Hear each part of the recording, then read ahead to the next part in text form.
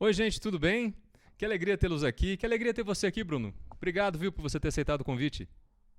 Amém. Prazer é meu. Te conheço já há um tempo. Bruno, como todos sabem, é meu irmão, mas ele não é só um meu irmão caçula.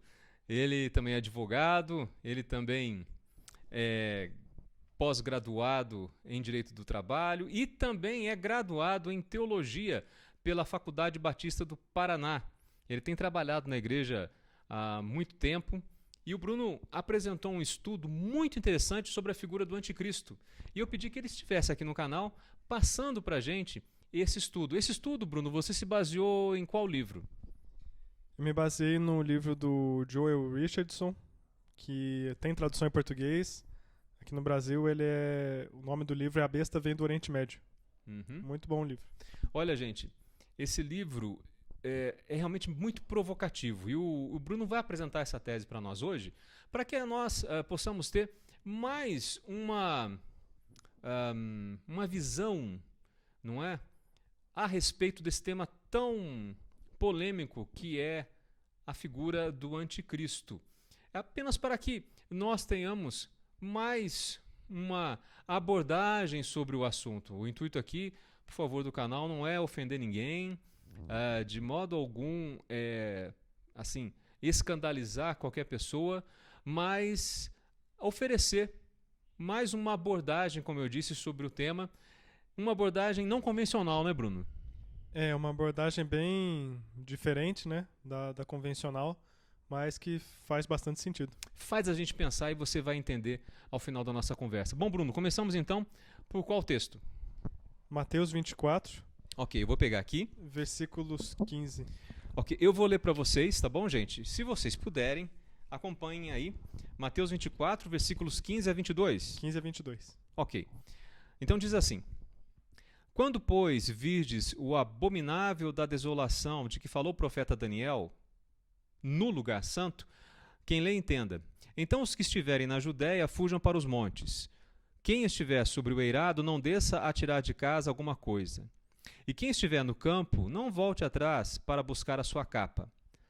Ai das que estiverem grávidas e das que amamentarem naqueles dias. Orai para que a vossa fuga não se dê no inverno, nem no sábado, porque nesse tempo haverá grande tribulação, como desde o princípio do mundo até agora não tem havido e nem haverá jamais. Não tivessem aqueles dias sido abreviados, ninguém seria salvo. Mas, por causa dos escolhidos, tais dias serão abreviados. Antes de Jesus voltar, algumas coisas, né, precisam acontecer. E dentre essas coisas que a gente vai conversar hoje é o aparecimento do anticristo, que é abordado nesses versículos aí. Eu creio que todos os filmes que tratam da questão da segunda volta do Senhor Jesus abordam a questão do anticristo. Na década de 90, nós tivemos, por exemplo, aquela série de livros deixados para trás, que você até leu, né, a série Tim. Deixados para trás. Tivemos vídeos também, e lá também eles apresentam a figura do anticristo, como um cara europeu. Acho que era assim que eles tratavam, não é?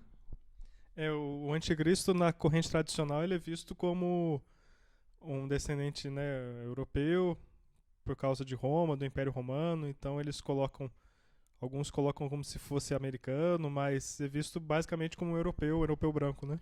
Mas esse livro, então, do Joel Richardson, ele traz uma outra abordagem. Para ele, então, o anticristo viria do Oriente Médio. Explica pra gente.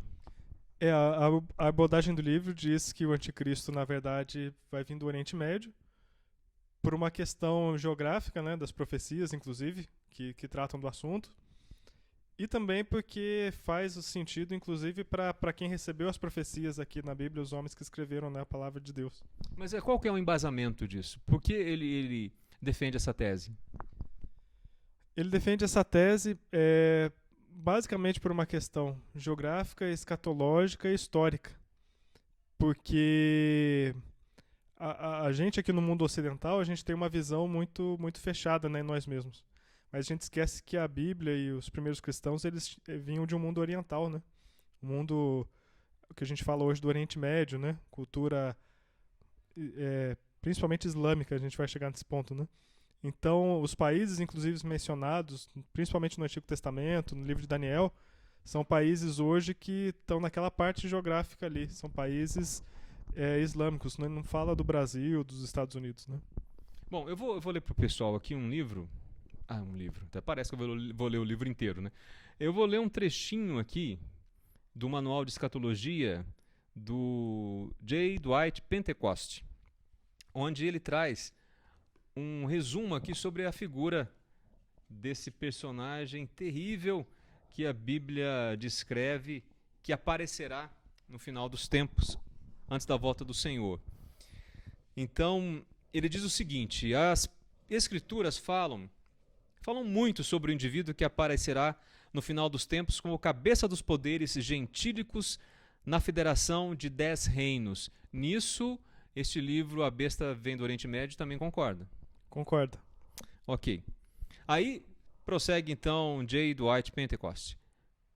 Sua pessoa e seu trabalho são apresentados em Ezequiel 28, versículos 1 a 10, Daniel 7, 8, 9, 11, 2 Tessalonicenses 2, Apocalipse 13, 17.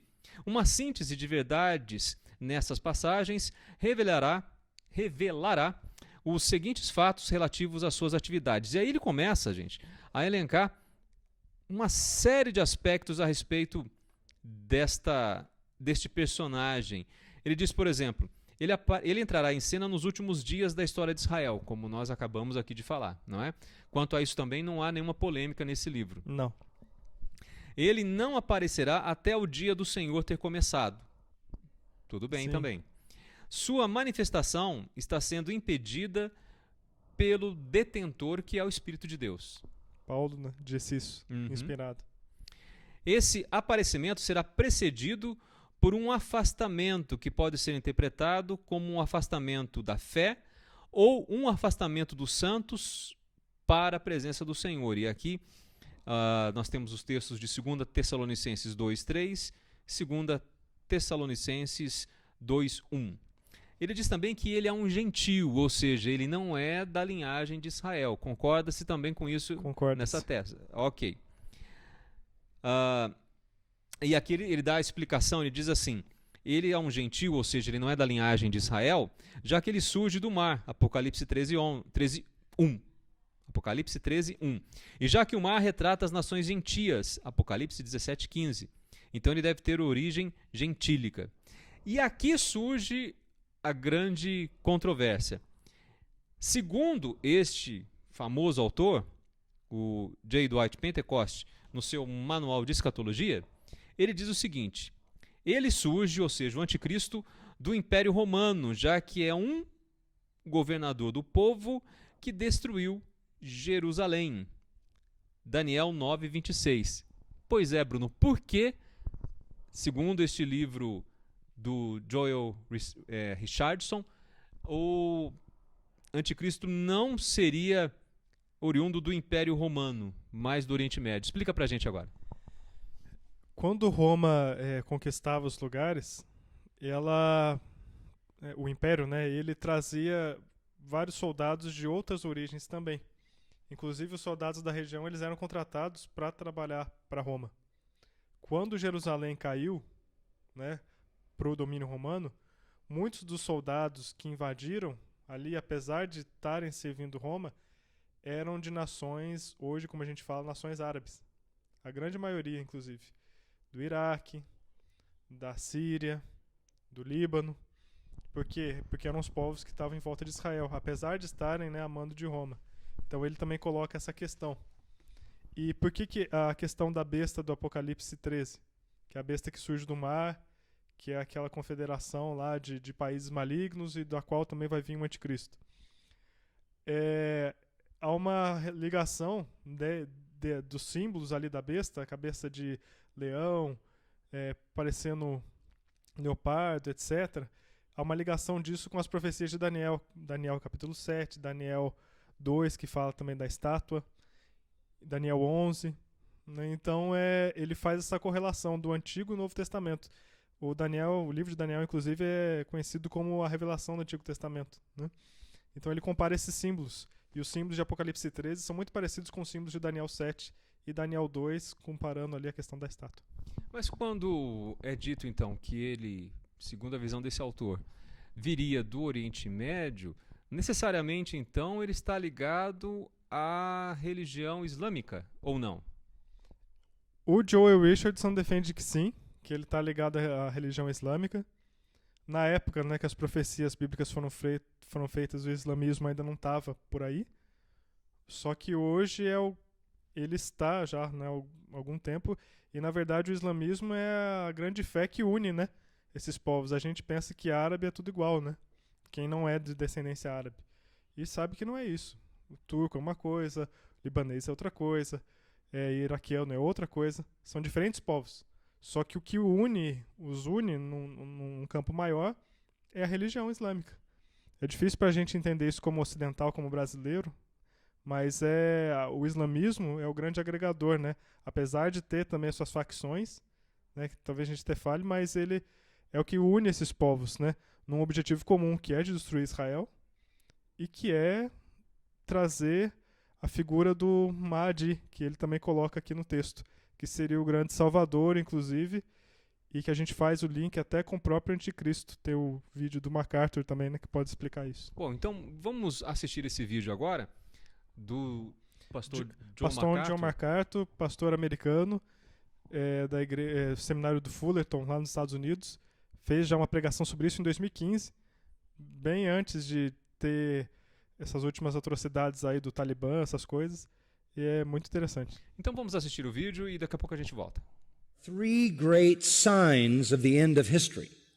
3 great signs. There are some lesser signs, or some minor signs, and some major signs. In their eschatology, again quoting their sources exclusively, there are 3 great signs of the end of history. And each of them is a man. Let me tell you about those 3 men. First of all, the first man that will come in the end of history is the Mahdi, M-A-H-D-I. Sometimes he's called the 12th Imam. Every time Ahmadinejad over in Iran gives a speech, he says, glory to the Mahdi, glory to the 12th Imam, every time. He's waiting for the coming of the Mahdi. What is he coming to do? He's coming, listen carefully, to slaughter all who will not worship Allah, convert to Islam. They are identified in their writings as pigs and dogs, and to establish the everlasting, world-dominating kingdom of Islam. That's what he will do. The Mahdi, or the 12th Imam, that means the guided one, is the long-awaited Savior. He is the establisher of the final caliphate. The world must follow him as he takes over, or he will destroy all enemies of Islam. He will come, and he will carry on holy war, and either you convert or you're killed by the Mahdi. He will have an army. His army will be a massive army, and his army will go from nation to nation to punish the unbelievers. The holy writings of Islam say that this army will carry black flags. And on those black flags, there will be one word, and that one word will be the word punishment. By the way, the Iranian army today carries black flags. They want to be ready for the coming of the Mahdi. He will lead the army of black flags first to Israel, slaughter all the Jews, and then he will establish his rule in Jerusalem on the Temple Mount. That's what their literature says. Slaughter the Jews, establish his rule on the Temple Mount. According to their holy writings, the Mahdi will bring rain and wind and crops and wealth and happiness so that all will love him and no one will speak of anyone but him. Their writings say the Mahdi will come and make, at first, a peace agreement with the Jews and the West for 7 years. The reign of Mahdi lasts 7 years, in which he establishes Islam on the earth. Their holy writings say this: the Mahdi will come riding on a white horse, and it even says in their writings, as it says in Revelation 6, 1 and 2. Saddam Hussein, by the way, painted murals of this Mahdi on white horse all over Baghdad, and he comes carrying a sword to kill the infidels. When the Mahdi arrives, he will discover hidden scriptures. He will discover them, interestingly enough, somewhere near the Sea of Galilee, and there will be there hidden scriptures, hidden gospels, and a hidden Torah. And they will be the true scriptures which will be used by the Mahdi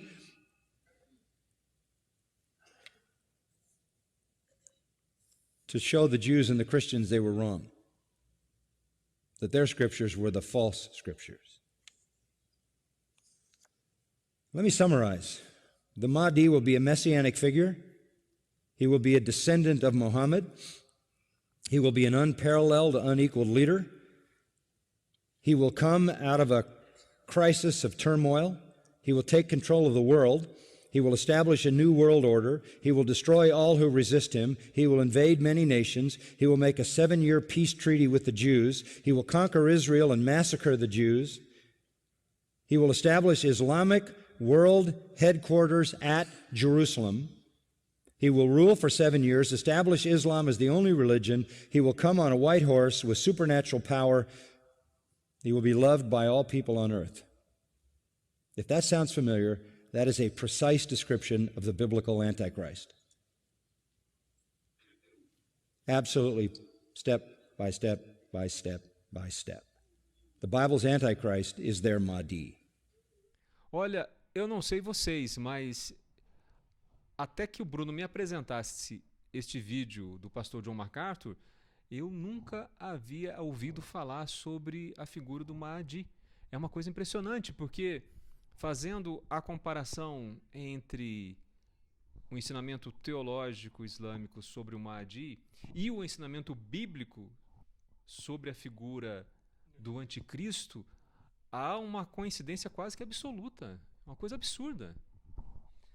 E na verdade é muito interessante também, porque o Mahdi, para a crença islâmica, ele já está no mundo, só que ele está ocultado. Ele vai retornar no final da grande ocultação e vai ser esse agregador aí, esse salvador, como o John MacArthur explicou, né? E é muito interessante também você ver o que está acontecendo no mundo hoje, porque a gente tem muita tradição, né, na igreja. E a tradição muitas vezes é boa, mas às vezes ela impede também a gente de ver algumas coisas. A própria questão da escatologia.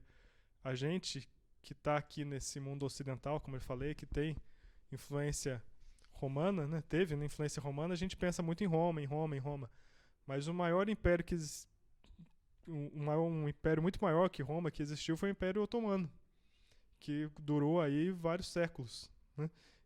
E foi um império também hoje islâmico. Então a gente percebe que é preciso olhar para lá, não ficar olhando só em nós mesmos, né? A questão da imagem que o John MacArthur também coloca aqui, a imagem lá de Daniel 2, o sonho de Nabucodonosor. Nabucodonosor é o rei da Babilônia. Babilônia hoje é o atual Iraque, né? E é muito interessante também as coisas que têm acontecido naquela região, inclusive no Iraque. O Joel Richardson defende que no final vai haver uma ascensão do Iraque como um certo líder regional ali do Oriente Médio, e que isso estaria por trás da própria revelação do Anticristo. Não dá para cravar que ele vai ser iraquiano, não é isso que eu estou falando. Mas que o Iraque vai ter um dos papéis também importantes nessa questão, ele vai. Inclusive porque, se a gente tiver certo, né? Se ele também tiver certo nessa questão, o Iraque é a cabeça de ouro, né? Que fala lá em Daniel 2, o próprio Nabucodonosor, que era o Império Babilônico na época. Cabeça de ouro da estátua. Que por sua vez também é retratado como um leão em Daniel 7 e a boca do leão de Apocalipse 13. Que seriam, portanto, referências aí ao mesmo país, a antiga Babilônia, hoje atual Iraque, né? Que vai ser, de uma certa forma, um porta-voz importante nesse contexto.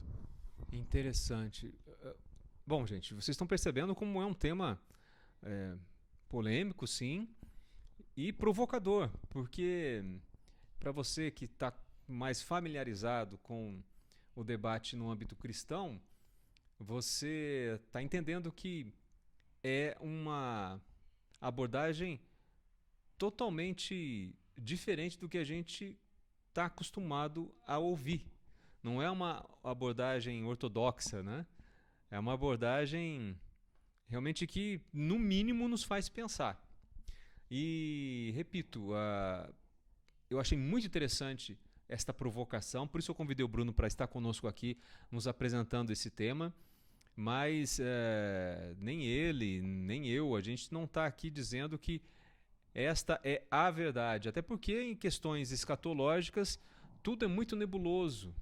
A gente tem que tomar muita cautela ao analisar o tema. Mas que eu entendo que vale a pena a gente guardar na nossa mente também essa possibilidade, eu acho que realmente vale muito a pena. Espero que você concorde com a gente. Pode falar, Bruno. Pensando sobre a estátua, né, de Daniel 2.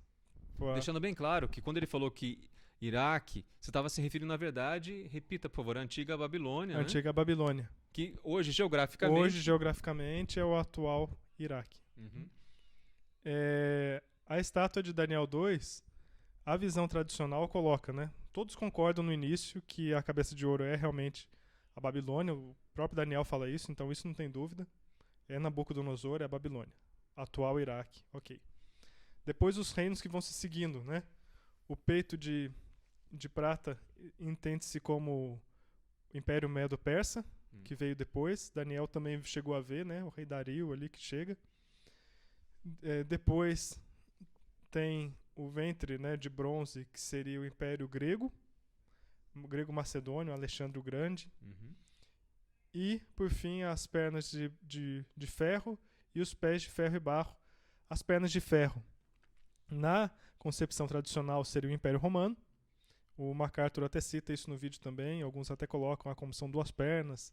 Seria o Império Romano do Oriente e do Ocidente, né? Uhum. E o Joel Richardson, no livro dele, fala que não. Que, na verdade, a perna de ferro já seria o próprio Califado Islâmico. Porque o Califado Islâmico, desculpa te interrompendo, normalmente a gente se esquece dele, né?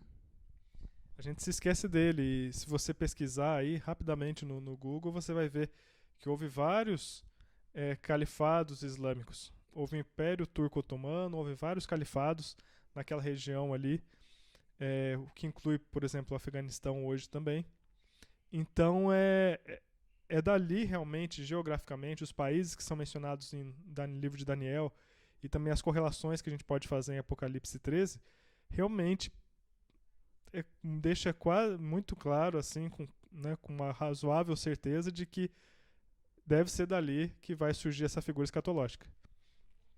E os pés, né? Os pés de ferro e barro, inclusive ele até chega a falar isso, o Joel Richardson, no livro. Talvez até sendo um pouco minucioso demais, mas são 2 pés, são 10 dedos, né? Isso também seria uma certa comparação com os 10 reinos que apoiariam o anticristo, isso lá, como fala em Apocalipse também, Apocalipse 13. E a questão do ferro e barro, muitas pessoas, quem defende, né, que o anticristo seria europeu, eles falam que, na verdade, o ferro e barro é porque a Europa não se uniria mais como era no passado. Uma União Europeia forte.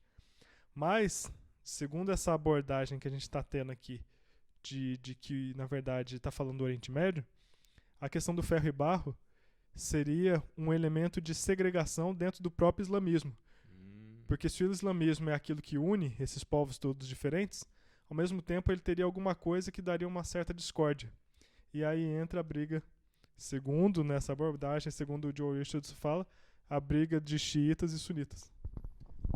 É interessante. Não, realmente, olha, você pode até não concordar com ele, mas que mexe com a tua cabeça. Mexe e faz sentido. Eu acho interessante também, eu estava dando uma olhada aqui no livro, de ver que esse livro, por favor, não é de modo algum voltado... ele não tem a intenção de trazer uma mensagem contra os muçulmanos de modo algum. E, inclusive, tem o capítulo 18, onde ele coloca... O título do capítulo é Amando Muçulmanos. Vou ler um trechinho para vocês. Escrevendo esse livro, estou bem ciente do perigo de que alguns que o leiam usem a informação para solidificar sua visão de que os muçulmanos são inimigos, que deveriam ser odiados ou temidos. Claro, isso é precisamente a resposta oposta que Jesus faria com seus seguidores. E assim, é imperativo que este capítulo nos ajude a ver os muçulmanos através dos olhos do Senhor, de tal maneira que encoraje e capacite o evangelismo. Ou seja, o intuito desse autor aqui é trazer, sim, a sua visão a respeito do anticristo, dentro de todas as pesquisas que ele fez, mas não esquecendo que a nossa função enquanto Igreja do Senhor Jesus Cristo é amar a todos, inclusive os muçulmanos, e levar a todos, inclusive aos muçulmanos, as boas novas de Jesus Cristo. Isso não pode jamais fugir da nossa mente. Concorda, Bruno? Concordo. E pegando o gancho rapidamente aqui, explicando, a gente também tem muita dificuldade, né, de entender essa questão aí, muçulmano radical, não, etc. Em termos de fé. As pessoas, por exemplo, têm dificuldade de entender o que é muçulmano xiita, muçulmano sunita. Então, pegando só para explicar rapidamente aqui, não é né, a gente não vai entrar a fundo nessas doutrinas, mas só para você entender a diferença. Porque quem não é, né, do meio dificilmente entende isso. Existe um mito de que o muçulmano xiita seria mais radical que o sunita. Necessariamente, isso não é verdade. O próprio Estado Islâmico é sunita e é extremamente radical. Veja só. Então, na verdade, há diferenças, que seria aquela questão lá do ferro e do barro, do pé, né, da estátua de Daniel 2, esse elemento de confronto entre eles, que seria a questão de xiita e sunita. Basicamente, eles têm uma diferença sobre a sucessão. Quando Maomé morreu, o grande profeta, né, segundo a doutrina islâmica, Maomé não deixou filhos homens vivos. Os filhos dele, homens, morreram em idade muito pequena. Então, criou uma crise sucessória. Quem vai ser o grande líder? Uns falaram, vai ser o parente mais próximo, no caso, o genro dele. Esses que falaram que seria o genro são os xiitas. Aqueles outros disseram a seguinte, não, vamos escolher alguém que simplesmente seja próximo a ele. E eles escolheram o melhor amigo de Muhammad, de Maomé. Esses são os sunitas. Então, a grande divergência entre eles é essa questão da sucessão. E isso vem até hoje. O credo sunita, ele é majoritário. Tem mais sunita do que xiita. Mas os xiitas estão entre os que mais acreditam nessa figura escatológica aí, que a gente já viu do vídeo do MacArthur, e eles estão muito presentes no Iraque e no Irã, por exemplo. Tá? Então é uma questão que ainda, né, deve se resolver no futuro, mas é um ponto interessante. Sem dúvida. E realmente me causa muita curiosidade esse tema, como eu creio que a vocês também, e me faz querer cada vez me aprofundar mais no assunto.